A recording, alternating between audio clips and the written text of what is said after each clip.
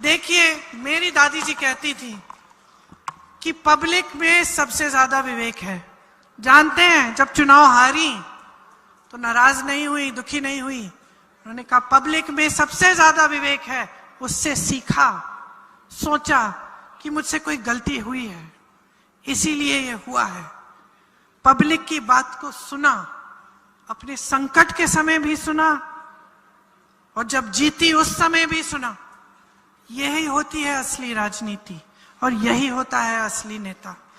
आप में सबसे ज्यादा ज्ञान है, आप में सबसे ज्यादा विवेक है। जब मैंने आपकी परिस्थिति आपसे पूछी, आपने कहा महंगाई है, बेरोजगारी है, किसान परेशान है, आपने कहा। तो ये असलियत आपके सामने है। इस असलियत को समझो और सबसे बड़ी चीज अपने विवेक से ये समझो कि इस असलियत को बदलने की शक्ति आपके हाथों में है, ये वोट है। जब ये बात समझ जाओगे, जब ये बात समझ जाओगे तो कोई ऐसा नेता नहीं होगा जिसकी ये हिम्मत होगी कि आपके सामने आकर झूठ बोले।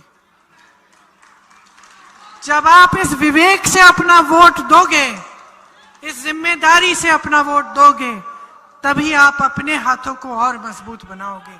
मुझे पूरा यकीन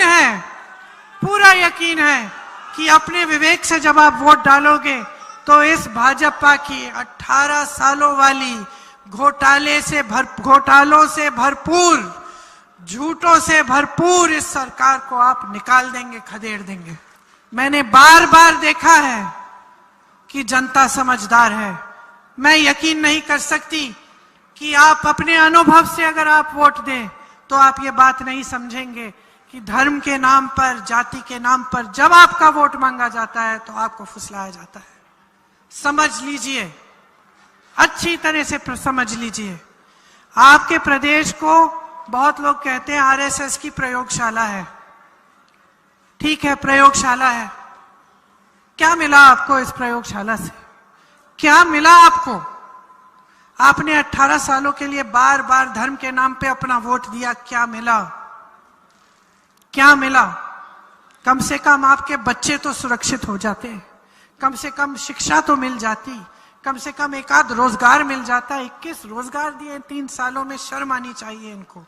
सबक सिखा दो ना, बहुत हो गया है, बहुत हो गया है। अब समय आ गया है सब नेताओं को सबक सिखाओ।